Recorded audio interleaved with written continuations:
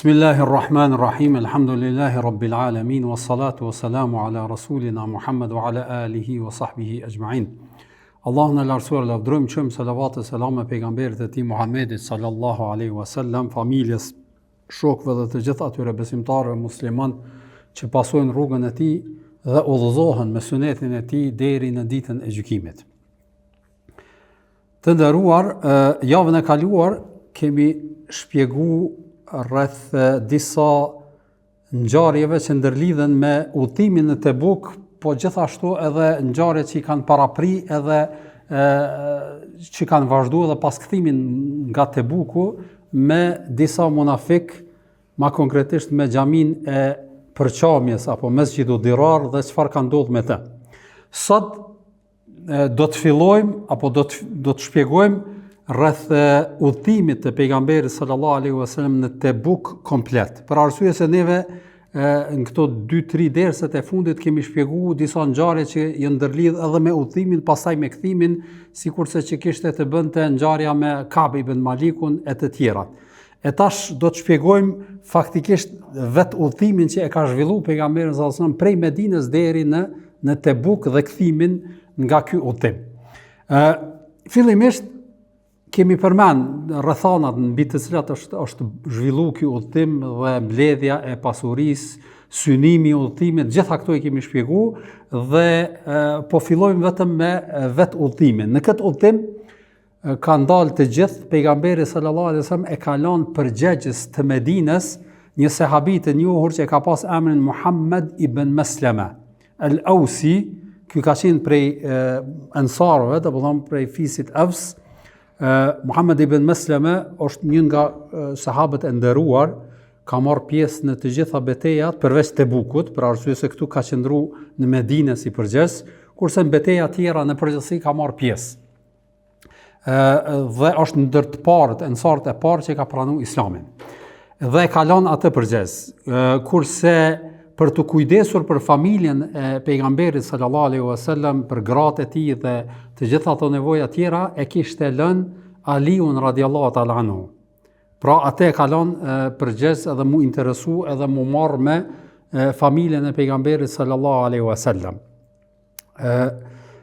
Dhe në këtë rast kur ka dalë Muhamedi sallallahu alaihi wasallam prej Medinës, para se me fillu udhëtimin, munafikët që kanë mbetur në Medinë e keni parasysh me njëherë fillun me përqesh Aliun edhe me fol me bajgare, me thonë kushtimisht me të që e kalon Aliun se është i paaft ose i dopt me luftu, fjalë që zakonisht e nxjerrin njerëzit e ktill, njerëzit munafika, edhe Aliu lëndohet për këto fjalë. E keni parasysh kush ishte dhe ne e kemi parasysh shpesher kemi përmend trimrinë e Aliut radhiyallahu ta'ala anhu në beteja dhe kjo nuk ishte në dyshim fare, prandaj edhe Aliu preket nga këto fjalë edhe mërzitet edhe çfarë bën, veshet me veshjet e ushtrisë, pra mburojën e të gjitha ato që janë të nevojshme, edhe i shkon pas Muhamedit sallallahu alaihi wasallam deri në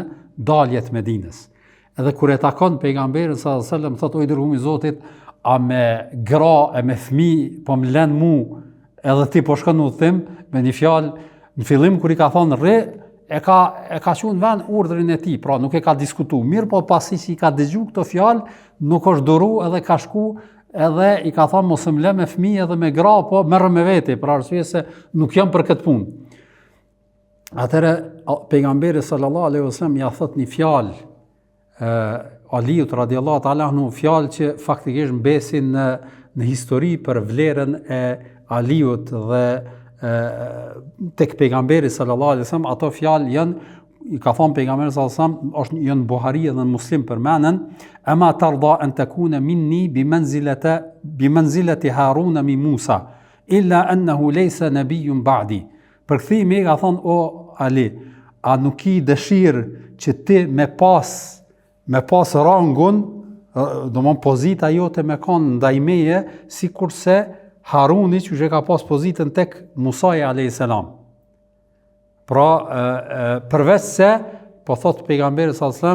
illa ennehu lejse nëbijun ba'di, por se pas meje s'ka pejgamber. Për arsye se e keni parasysh Haruni e ka shoqëru apo ju ka bashku Musait a.s. edhe në pejgamberi. Se e ka kërku Musa, e ka thonë cakto ma ndihmës Harunin për arsye se fol më mirë, në Kur'an përmendet. Edhe pejgamberi sallallahu alajhi wasallam ti e ke të njëjtin pozitë, sikurse që ka pas Haruni tek Musa a.s. përveç se nuk ka pejgamber mas meje. Domethënë edhe në pozitën në qasjen e pejgamberisë. Kurse në raste në situata tjera e ke të njëjtin pozitë. Edhe kështu ngushëllohet Aliu radiallahu ta'ala anhu edhe kthehet në familjen e tij për më kujdes.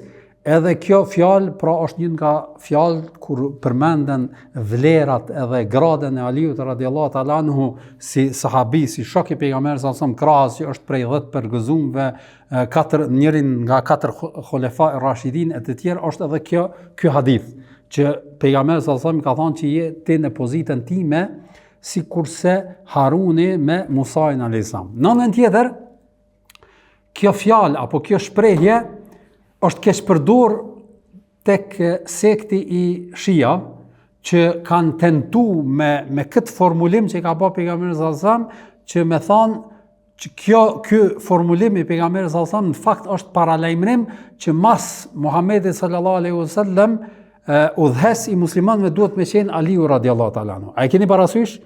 Dhe janë disa transmetime që faktikisht nuk kanë bazë dhe e përmenin këtë shprehje apo këtë fjali me këtë tendencë. Mirë, po kjo faktikisht nuk është absolutisht e arsyeshme që me këta mu argumentu që mas pejgamberit sallallahu alajhi wasallam khalife duhet me qenë Aliu radiallahu ta'ala anhu, për arsye se fillimisht pretendimi i Shijave është se ata kanë pretenduar që pejgamberi mas Aliu radiallahu ta'ala anhu është në një pozitë jo vetëm khalife, jo vetëm udhëhesi muslimanëve, por edhe imam në kuptimin e një ngritjes, një shkallje që nuk është larg prej pejgamberisë. A keni parasysh? Kështu pretendojnë ata. Bile në disa formulime, sikurse ata pretendojnë që këta janë edhe më lart se pejgamber.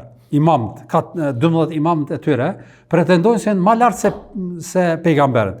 Kështu që faktikisht kjo absolutisht nuk ka të bëjë me këtë pretendim të tyre, edhe në anën tjetër e kemi parasysh pastaj pas kësaj ngjarje që do ta shpjegojmë në haxhin që e ka bërë haxhin vitin e 9, jo në vitin e 10, në vitin e 9 pejgamberi sallallahu alajhi wasallam nuk e ka bërë haxhin. Në vitin e 8 është liru Mekë, apo? Në vitin e 9 është bërë haxhi, në cilën nuk ka prezantuar pejgamberi sallallahu alajhi wasallam. Këtë do ta shpjegojmë. Edhe si udhëhes i muslimanëve në haxh ka qenë kush? Jo Aliu, po Ebu Bekri radiallahu ta'ala anhu, që ka qenë udhëhes.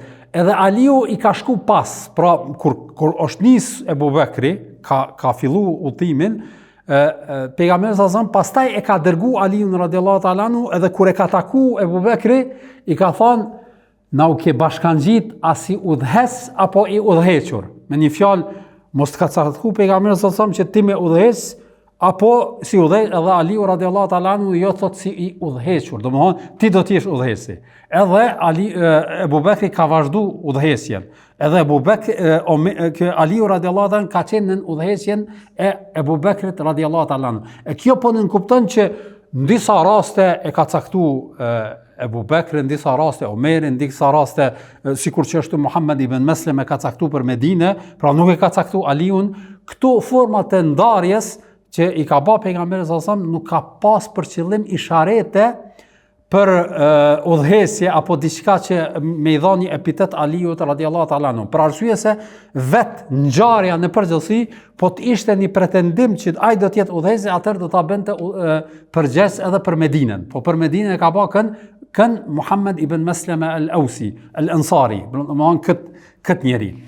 Pra, e përmenda këtë për me pas parasysh për arsye se ndoshta mund ta shihni në debate posaçërisht në gjuhën angleze kush i përcjell kur pretendojnë dhe ka debate mes ehli sunetit edhe shijav, këtë ngjarje e përcjellin e përmendin shpesh si aludim që mas pejgamberit sallallahu alajhi wasallam përgjegjës për muslimanët apo dhësi muslimanëve duhet me ardh Aliu me këtë thënie të pejgamberit sallallahu alajhi wasallam që i ka thonë që ti je pozita jote tek unë është sikurse pozita e Harunit me Musain alayhis salam, që faktikisht nuk nënkupton udhëhesjen, po nënkupton afërsinë e tij dhe ndihmën që ja ka bë pejgamberi sallallahu alajhi wasallam në davet, në thirrje dhe në përgjithësi në përcjelljen e Kur'anit, ashtu siç e kanë kryer edhe sahabët e tjerë në përgjithësi.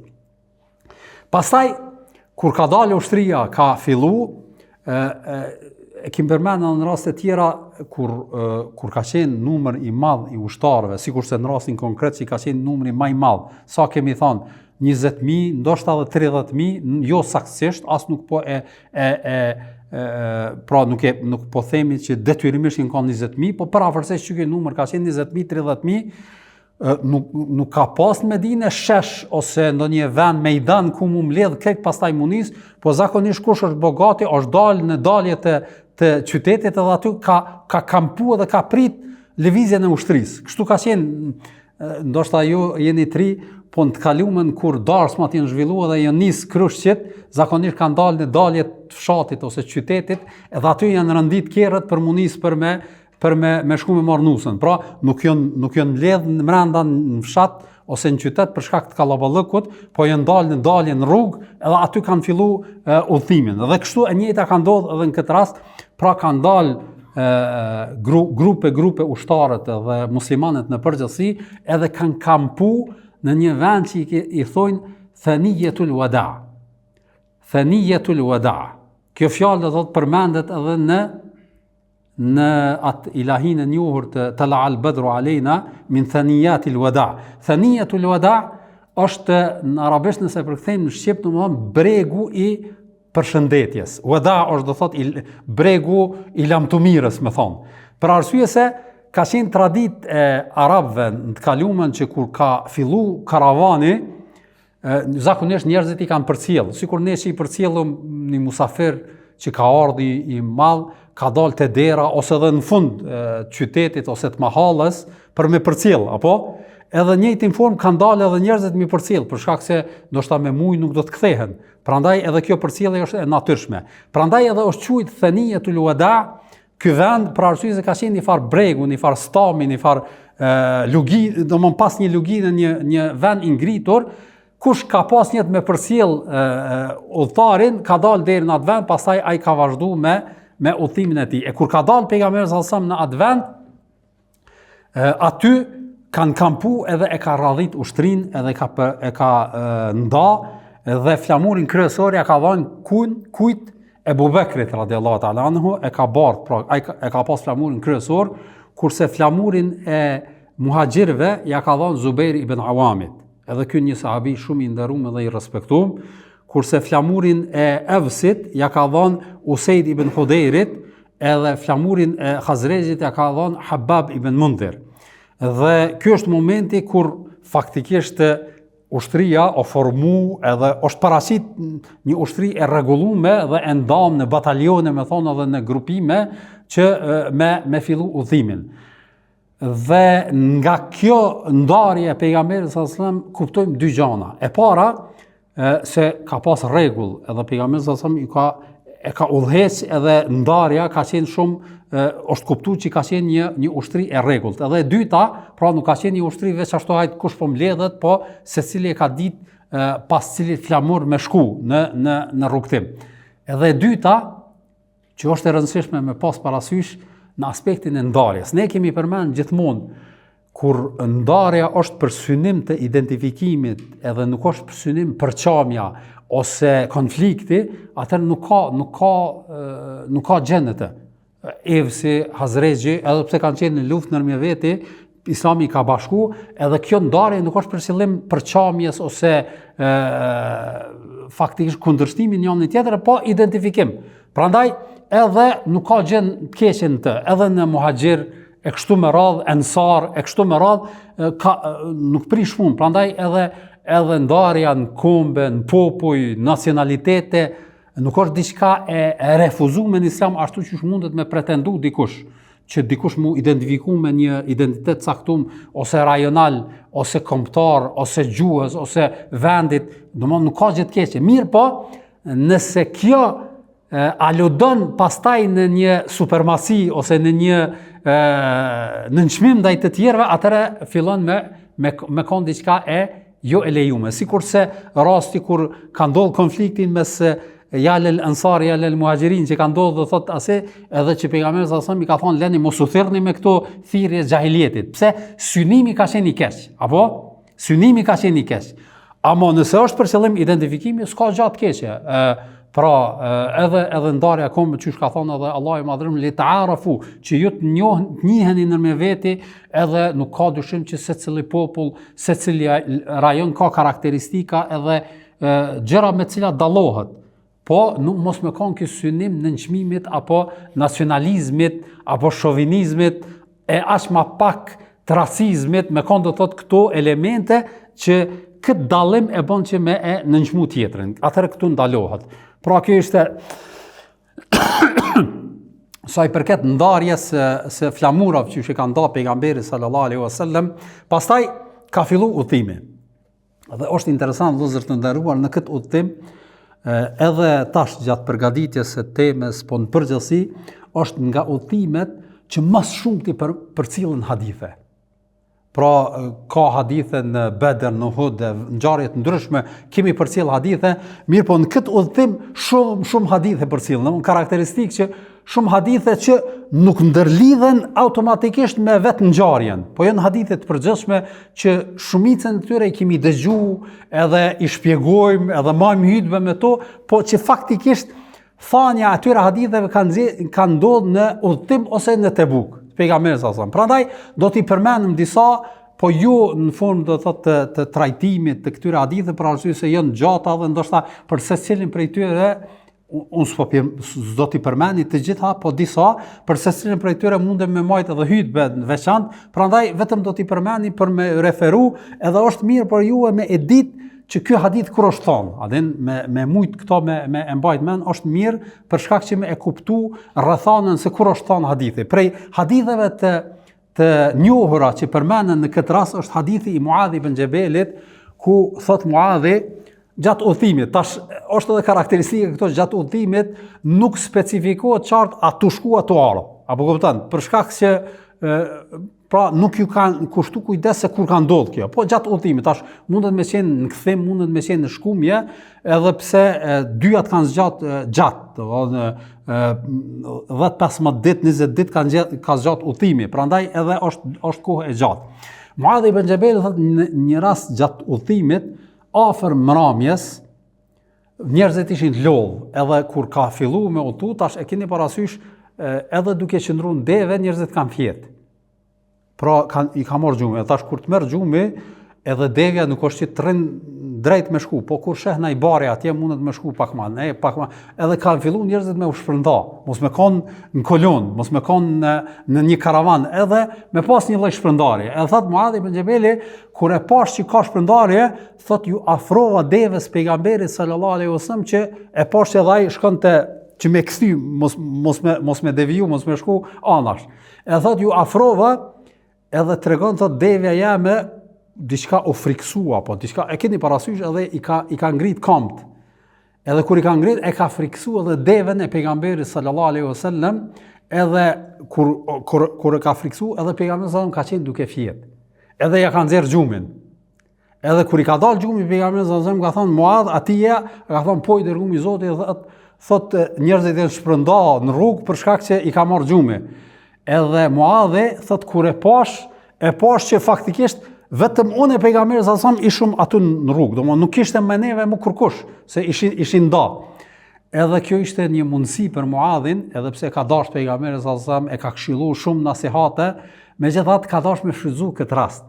Edhe thot më tha pejgamberi sallallahu afrohu, edhe thot ju afrohova shumë afër pejgamberit sallallahu edhe ka ndi veten privilegjuar për këtë nder që tash pirrin gati pejgamberit sallallahu alaihi wasallam, edhe i thash Muhamedit sallallahu o i dërguar i Zotit, thot po du me të pyet një sen që shumë ka bën marak, bile jam smu për kësaj, për këtij maraku.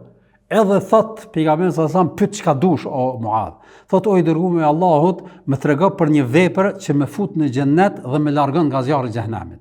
Që kjo derdi i tij, nuk është derdi i tij as pasunia, as ajo, as kjo, do derdi i tij kallzon tash masi të kum gjet vet, edhe kam këtë nder, edhe kam këtë situatë, që kjo është do të thotë derdi jam. Që kjo domthonjë që e ka smu, domthonjë shumë e ka bë breng, çka muj me bë unë për me kon pe xhenet live. Që kjo derdi i tij.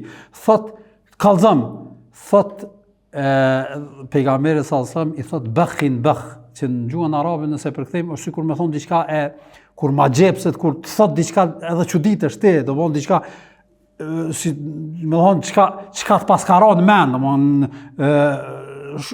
edhe i ka thonë vërtet ke pyet për një sen shumë të madhe, domthon një gjë shumë të jashtëzakonshme, diçka shumë e jashtëzakonshme për ty, por është e lehtë për atë që Allahu ja lehtëson atë. Me një fjalë pastaj po thot, prap është lehtë nëse Allah e ta lehtëson ty. Pra është shumë e rëndësishme edhe shumë e madhe, po është e lehtë për atë që Allah ja lehtëson. Edhe thot e para është ta adhurosh Allahun dhe të mos i shoqërosh atij askën, ta falësh namazin, ta japësh zakatin, ta agjërosh Ramazanin dhe ta kryesh haxhin. Këto do thot 5 kushtet e Islamit. Pastaj fillon pejgamberi sallallahu i shpjegon shumë sene, nuk po du mund dalë në to, për arsye se është hadithi i gjatë, inshallah aty në grup do t'ua dërgoj hadithin komplet edhe do ta lexoni, për shkak se tash mund dalë në këtë hadith, ndoshta edhe një ders e 2 derse mi mbajt për arsye se përmenden shumë sende, po ajo çka është e jashtëzakonshme në këtë derti i Muadhit radhiyallahu ta'ala anhu, për me gjetë një ilaç edhe një formë që vetëm me arrit xhenet, për arsye se që kjo është synimi i besimtarit sinqert. Kjo dunja është domethënë e përkohshme, edhe mësimi tjetër se si pejgamberi sallallahu alaihi wasallam ja ka formuluar shumë thjesht edhe ja ka bën një lloj çish më thon programi, orari, një lloj planifikimi që nëse don besimtari i përmbahet asaj është shumë lehtë me fitu xhenetin. Prandaj edhe inshallah do t'ua dërgoj hadithin komplet në grup biidhnillah. Tjetër çka ka ndodhur në këto ngjarje është edhe fakti që pejgamberi sallallahu alajhi wasallam kur e ka zhvilluar udhimin, kur ka arrit aty, kemi përmend që nuk ka pas ushtri, pra dhe nuk ka zhvilluar betejë, apo e tëra ka qenë sprovë për besimtarët munis, ju bashkangjit Muhamedi sallallahu alaihi wasallam, po jo ballafaqim konkret dhe nuk është zhvilluar betejë. Edhe pse e quajmë beteja e Tebukut, pra nuk ka pas ndonjë betejë konkrete. Pejgamberi sallallahu alaihi wasallam ka ndajt 20 ditë në Tebuk. Gjatë udhimit, ajo që ka përmendet qartë është që vazhdimisht e ka shkurtuar namazin, edhe gjatë qëndrimit 20 ditë në Tebuk e ka shkurtuar namazin, edhe gjatë kthimit e ka shkurtuar namazin. Dhe ky hadith është qasje disa ulemave, ju e dini që ka mos pajtim në sa ditë shkurtohet namazi, shumica e dietarëve kanë thënë në 4 ditë, dietarët e mëdhëvit Hanefi kanë thënë 15 ditë ose 14 ditë.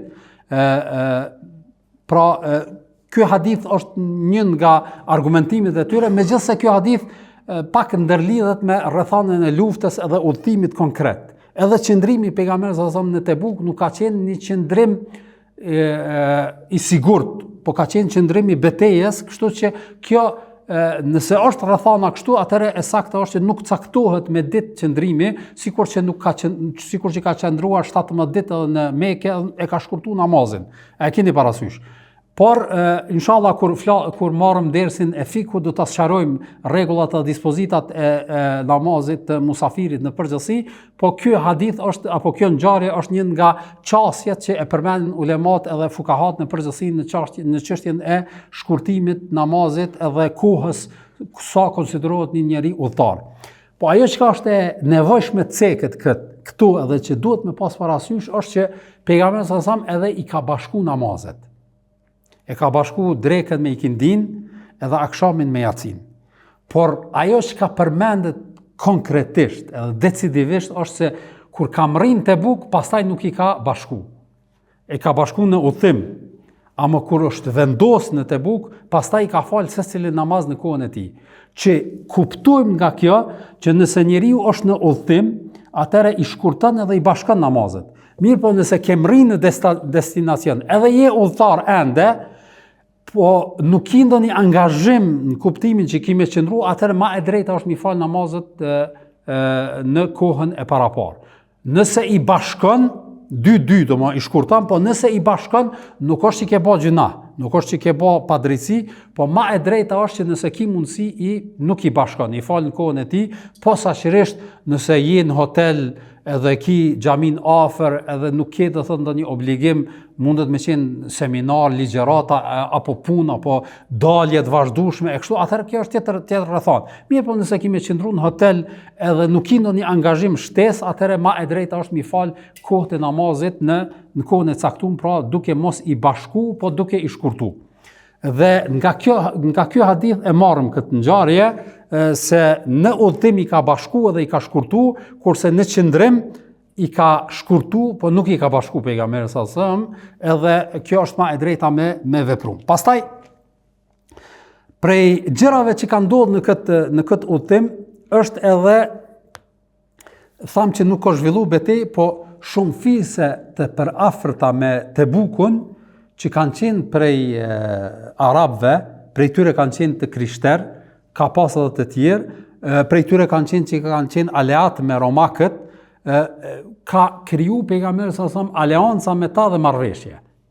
Disa fise, nuk po du mi përmend të gjitha, për arsye se edhe përmendja e tyre nuk është që ka ndonjë rol në historinë përgjithësi, përveç një fisi që ka qenë fisi Kind. Al-Kindi janë një fis i arabëve që faktikisht prej arën e kanë prej Jemenit, mirë po kur kanë emigru, janë vendos në këtë rajonin tash dihet një qytet në Arabinë Saudite e ka emrin Daumatul Jandal, që është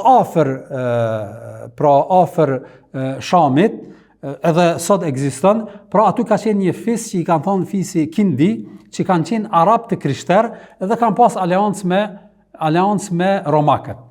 Dhe ky ka qenë një fis shumë i njohur dhe shumë i madh në atë kohë, edhe çka ka qenë e jashtëzakonshme për këtë fis është që kemi përmendur ashtu disa herë që arabët nuk i kanë emru kryetarët e tyre si mbretër. A e keni parasysh? Po i kanë konsideruar si udhëhes, edhe nuk ka pas trashëgimi, e këta e kanë pas veçantë që kanë pas mbretin e tyre.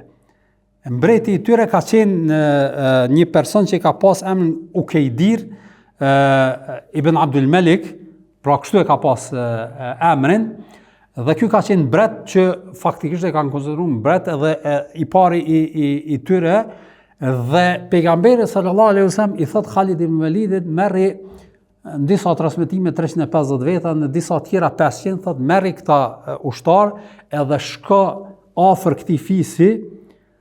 Edhe këtu është një mugjizë, thot, do të takosh mbretin e Kindit, që ka dalë vetë me disa shërbëtor, edhe kime gjetë, domthonjë jo të fisin, ndalje të fizit, kime gjetë edhe aty kime taku edhe kime nxanë. Edhe ishte diçka e panatyrshme kjo, për arsye se zakonisht ju e keni parasysh mbretërit nuk dalin vetë, edhe s'kan pse dalin. Mirë, po Allah i madhreshme informon pejgamberin sallallahu alaihi wasallam, edhe ky Ukejdiri në mramje ka dalë për me zanë lopt egër. Edhe ka qenë vetë së bashku me disa shërbëtor. Edhe kur ka dalë, kur është taku Aliu Khalid ibn Walidi, e ka taku vetë me 3-4 vetë. Këta kanë qenë 350-500 veta, edhe me njëherë kanë zonë robë. Edhe kanë marë, edhe kanë prute pejgamberi sallallahu alaihi wasallam. Qashtu që i ka tregu Muhamedi sallallahu alaihi wasallam, edhe pejgamberi sallallahu alaihi wasallam e takon, edhe ai bën marrëveshje me Muhamedit sallallahu alaihi wasallam, nuk e pranon Islamin, thuhet që e ka pranuar më vonë, nuk e pranon Islamin, po pranon me pagu gjizjen, edhe futet në aleancë me Muhamedin sallallahu alaihi wasallam, edhe e liron pejgamberin sallallahu alaihi wasallam, edhe ai kthehet në te populli i tij, në familjen e tij, edhe në fisin e tij. Kur kthehet,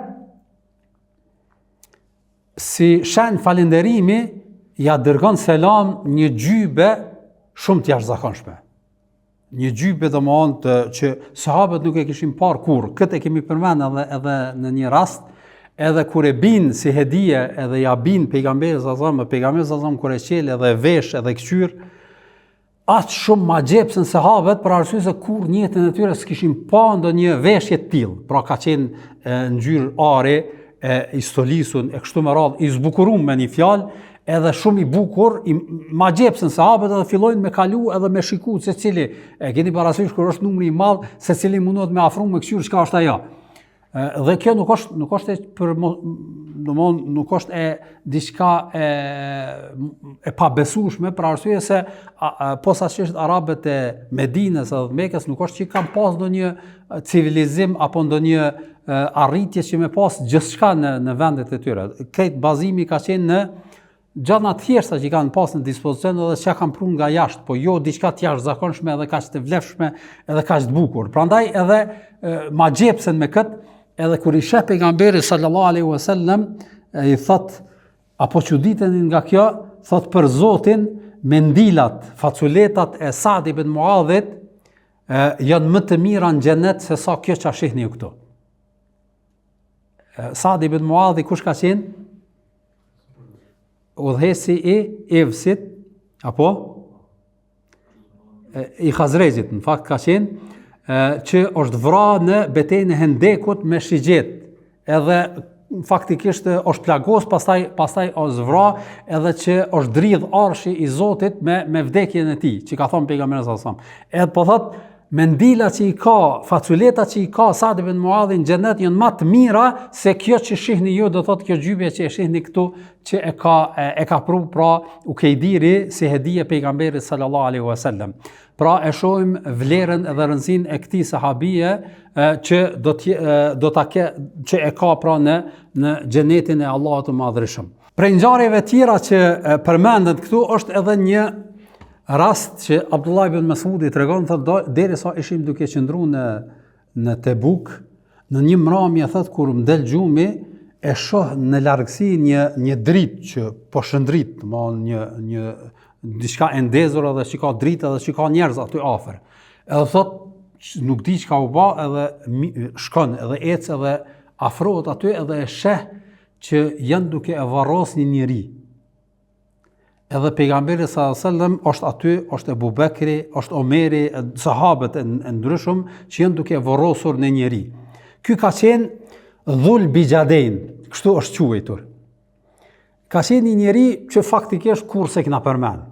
Tash po e përmendim edhe që kjo është i vetmi rast që përmendet, s'është përmend as ma herët as ma vonë, po du me përmend këtë rast edhe me kuptu që jo të gjithë ata sahabët që i njohim sene, nuk do thotë se dikon që nuk e kemi njoft nuk ka pas në një vlerë, apo s'kanë qenë do thotë sahabët tjerë me vlera edhe me rëndësi tek Muhamedi sallallahu alaihi wasallam. Edhe po thotë Abdullah ibn Mas'udi, thotë kur e ka hap pejgamberin sallallahu alajhi wasallam, është fut në varr edhe i ka zgat durt edhe ka thonë amani shokun e juaj, do thotë jaronin e juaj, amani mu, edhe Ebu Bekri edhe Omeri ja dorëzojnë pejgamberin sallallahu alajhi wasallam, pejgamberi sallallahu alajhi wasallam e vendos në varr.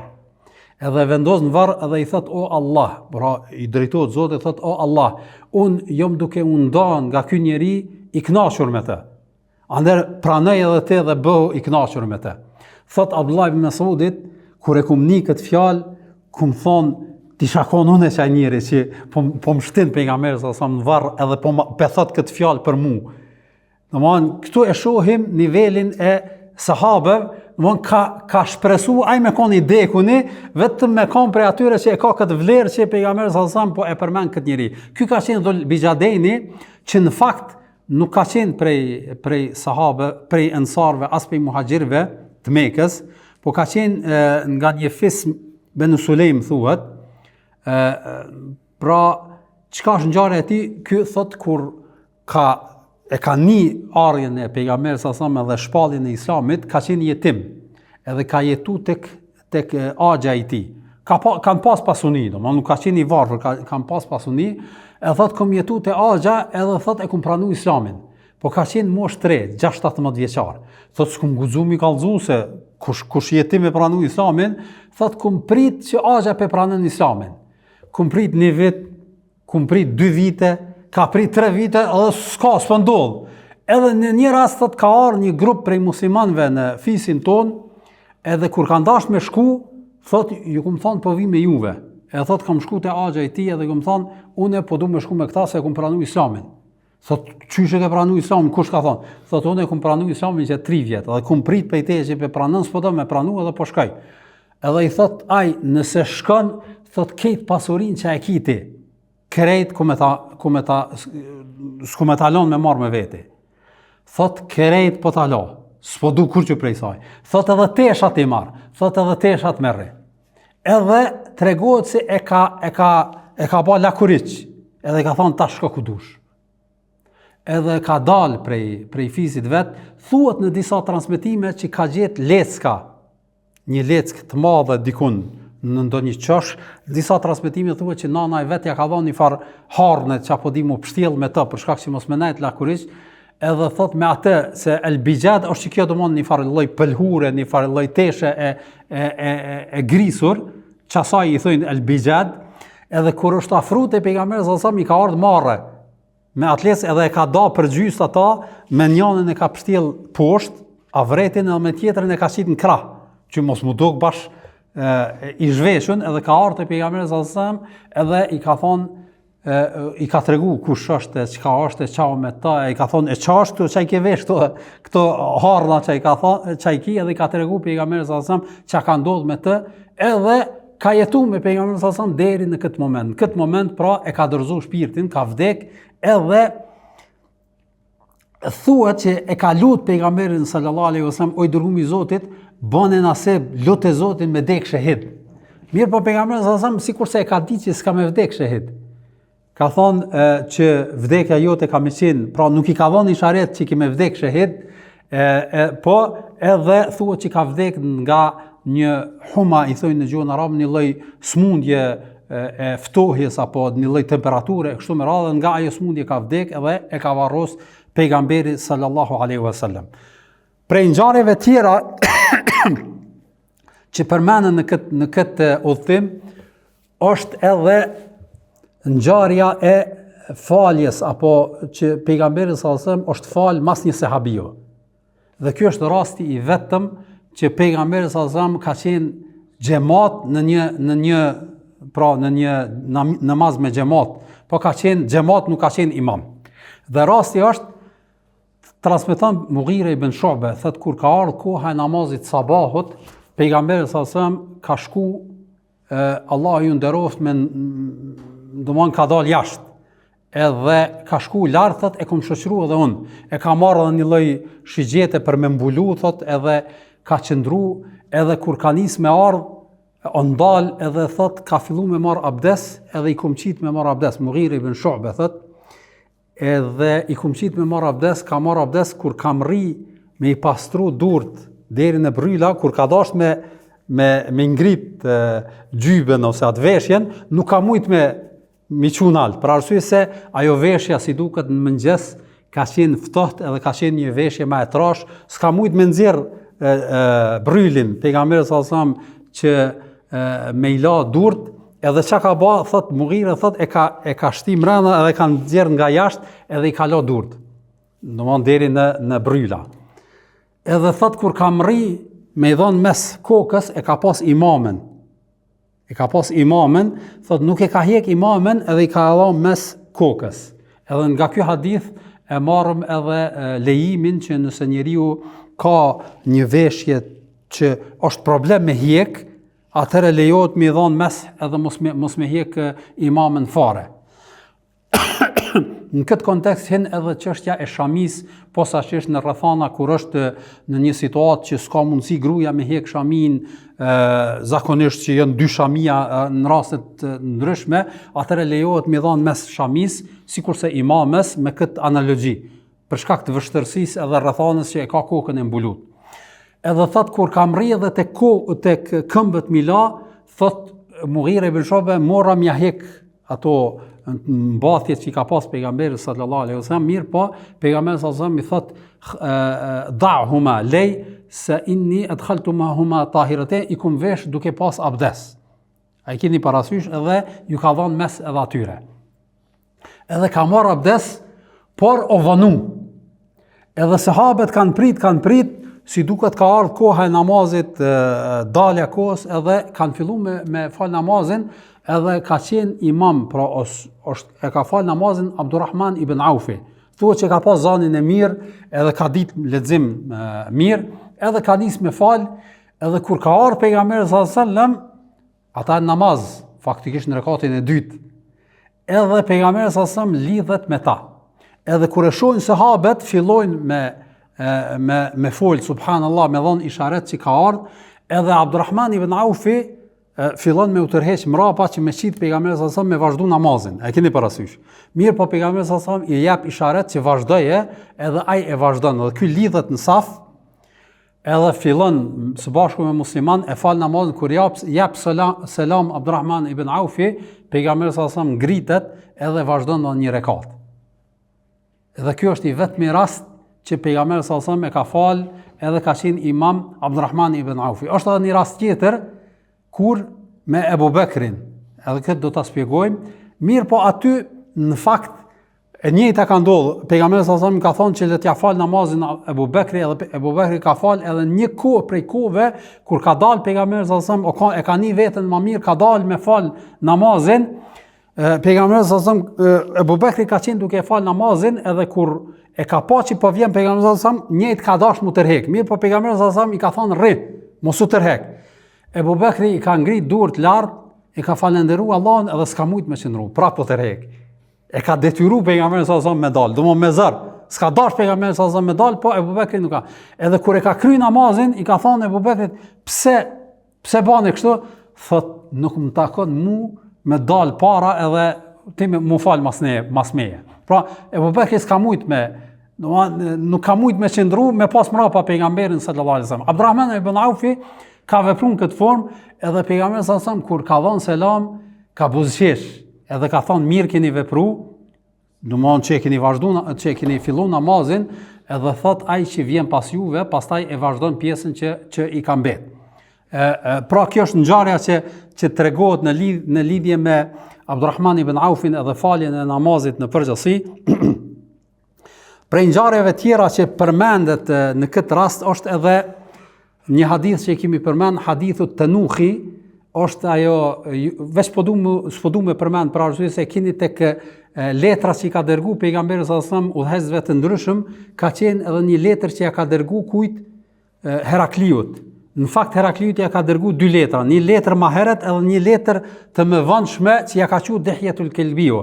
Edhe që Herakliu i ka thonë këtij arabit që është prej fisit të Nuh, shko edhe dërgoja këtë përgjigje pejgamberit sallallahu alajhi wasallam, edhe janë tri sene që të kesh kujdes qysh po të përgjigjet pejgamberi sallallahu alaihi wasallam, edhe ai vjen te pejgamberi sallallahu alaihi wasallam. E keni ngjarjen, i ktheheni asaj ligjëratës që flet për letrat që i ka dërguar pejgamberi sallallahu alaihi wasallam, edhe e përmendëm këtë ngjarje për shkak të kohës gjatë, kohë të shkurtër, domosdoshmë nuk po e përmendni këtë hadith fare. Prej haditheve tjera që përmenden është edhe hadithi në këtë udhëtim, është përmend hadithi që ka thonë mi janë dhënë 5 gjëra që nuk i kanë dhënë pejgamberëve të mëhershëm, cilat janë ato 5. E para, nusirtu bi ru'bi masirati shahr, që Allahu i Madhërisht nga ndihmu me frikë në zemrat e armiqve një muaj ditë para se me mri. E dyta, çka ju'ilat lil ardu masjidan wa tahura, është bë toka xhami edhe e pastër. Pastaj uhillat li al-ghanaim, mu janë leju plashka e luftës, bu'ithtu lin-nasi kafe, jam dërguar për njerëzit në këtë njerëzimin, përderisa pejgamberët më hershëm kanë qenë për popull të caktuar, edhe e fundit që i është dhënë mundësia e shefatit në ditën e gjykimit për këtë njerëzit. Pra ky hadith është përmend në këtë udhtim. Pastaj prej ngjarjeve gjithashtu që përmenden janë shumë mugjizë kanë ndodhur në këtë udhtim, mugjizat e ujit i kemi përmend disa prej tyre që janë shumuar, kanë pas vështirësi sahabët, edhe pejgamberi sallallahu alajhi wasallam ju kanë ndihmuar. Pastaj në këtë rast përmendet edhe në këtë udhtim që pejgamberi sallallahu alajhi wasallam në një rast kur ka marrë abdes i ka la gjymtyr nga një herë. Ju e dini që sunet është nga 3 herë mila, e në këtë rast, në këtë udhtim, një herë ka marrë abdes pejgamberi sallallahu alajhi wasallam dhe i ka lënë gjymtyrë vetëm nga një herë.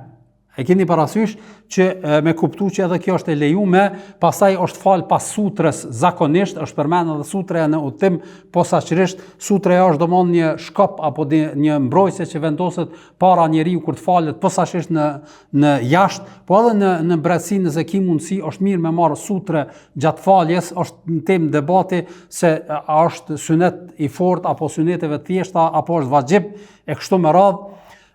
Pastaj në këtë rast është përmendur edhe një hadith, në këtë udhim është përmendur një hadith për lkurën e kafshës së ngordhur. Ka qenë një kafshë e ngordhur, a ka qenë dela, a ka qenë diçka tjetër, edhe njerëzit kur kanë ngordh e kanë gjujt. Edhe pejgamberi sallallahu alajhi wasallam ka thonë pse s'po merrni lkurën e saj, kësaj kafshë. Ata kanë thonë është e ngordhur, është coftir. Ka thonë merrni lkurën edhe regjeni, pastaj mundeni me përdor. Dhe ky hadith është ajo çësia e dietarëve të cilët e kanë leju përdorimin e lkurës së kafshës së ngordhur, e kanë marrë këtë hadith që përmenden në këtë rast.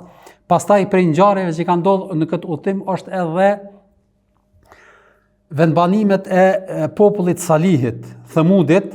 Në këtë udhtim kanë ndodhur që me kalu afër tyne, edhe pejgamberi sallallahu alajhi wasallam, ato vendbanime kanë qenë atko ende, për shkak që kanë qenë vendbanime në gur, edhe nuk është që janë dëmtu, ata disa janë dëmtu, po është vrejt vendbanimet e tyre, edhe njerëzit, sahabët, disa nga kurioziteti kanë dashur me shku mu afru me këqyr që është ndërtimi.